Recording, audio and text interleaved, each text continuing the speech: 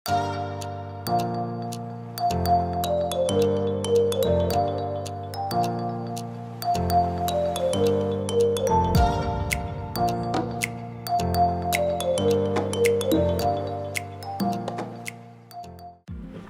ំពីថ្ងៃទី15ដល់ថ្ងៃទី17ខែតុលាឆ្នាំ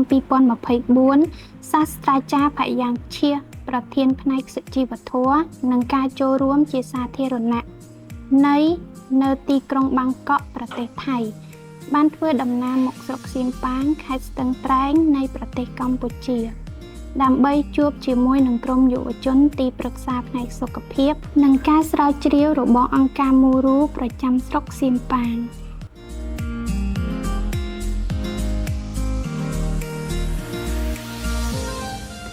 នៅថ្ងៃទី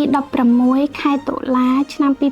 2024អង្គការមូរូប្រចាំស្រុកសៀមប៉ាងបានរៀបចំសិក្ខាសាលាមួយដោយមានក្រុមយុវជនស្ម័គ្រចិត្តចំនួន22នាក់បានចូលរួមគោលបំណងនៃសិក្ខាសាលាគឺដើម្បីធ្វើការវាយតម្លៃពីសកម្មភាពរបស់ក្រុមយុវជននិងការពិភាក្សាជាក្រុមដើម្បីស្វែងយល់ពីបញ្ហាសុខភាពជាអាទិភាពដែលកើតមាននៅក្នុងសហគមន៍ស្រុកសៀមប៉ាងមុននឹងចាប់ផ្ដើមកម្មវិធីយើងមានការលេងល្បែងកម្សាន្តមួយដើម្បីឲ្យសិក្ខាកាមបានស្គាល់គ្នានិងមានការស្និទ្ធស្នាលជាមួយគ្នាទៅវិញទៅមកសិក្ខាសាលាបានប្រព្រឹត្តទៅយ៉ាងរលូនរយៈពេល1ថ្ងៃពេញក្រុមយុវជនយើងបានបញ្ចេញមតិគ្រប់គ្នាដោយមានការបញ្ចេញមតិរៀងៗខ្លួននិងការពិភាក្សាជាក្រុមអ្វីដែលយើងលើកយកមកពិភាក្សាគឺតើអ្វីខ្លះជាបញ្ហាកង្វល់ចម្បងបំផុតនៅក្នុងសហគមន៍របស់ស្រុកសៀមប៉ាងតើក្រុមយុវជនឬសមាជិកគ្រួសារនិងមិត្តភ័ក្តិរបស់គេបានជួបបញ្ហាសុខភាពអ្វីខ្លះ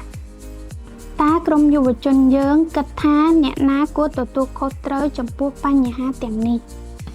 តើបញ្ហាទាំងនេះប៉ះពាល់ដល់ពួកគេនិងគ្រួសារយ៉ាងណា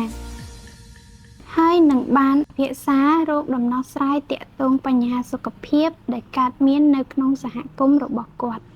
ដែលធ្វើឲ្យគ្រួសារនឹងចំណាយថវិកាទៅលើការព្យាបាលជំងឺដែរអានោះក៏ពាក់ព័ន្ធនឹងបាត់ជីវភាពគ្រួសារនឹងដែរ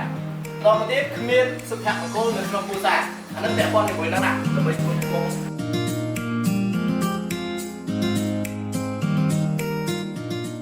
នៅថ្ងៃទី17ខែឆ្នាំដដែលវេលាម៉ោងប្រហែល9ព្រឹកក្រុមយុវជននិងបុគ្គលិកមូរូបានធ្វើដំណើរទៅភូមិខេត្តស្វាយឃុំព្រែកមាសស្រុកសៀមប៉ាងខេត្តស្ទឹងត្រែង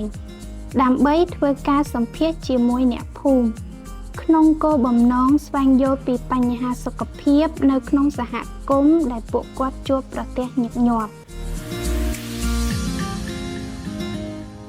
នឹងពេលនរណាម្នាក់ក្នុងក្រុមគ្រួសារឈឺតើគាត់ទៅព្យាបាលនៅឯណា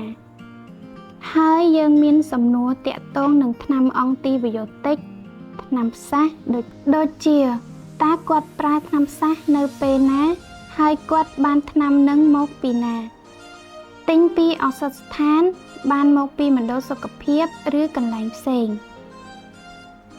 តើពួកគាត់ធ្លាប់ឮពីភាពស៊ាំរបស់ថ្នាំអង់ទីវីយ៉ូទិកដែរឬទេតើពួកគាត់ធ្លាប់ឮអំពីថ្នាំអង់ទីវីយ៉ូទិកមិនដំណើរការឬថ្នាំអង់ទីវីយ៉ូទិកមិនមានប្រសិទ្ធភាពទេ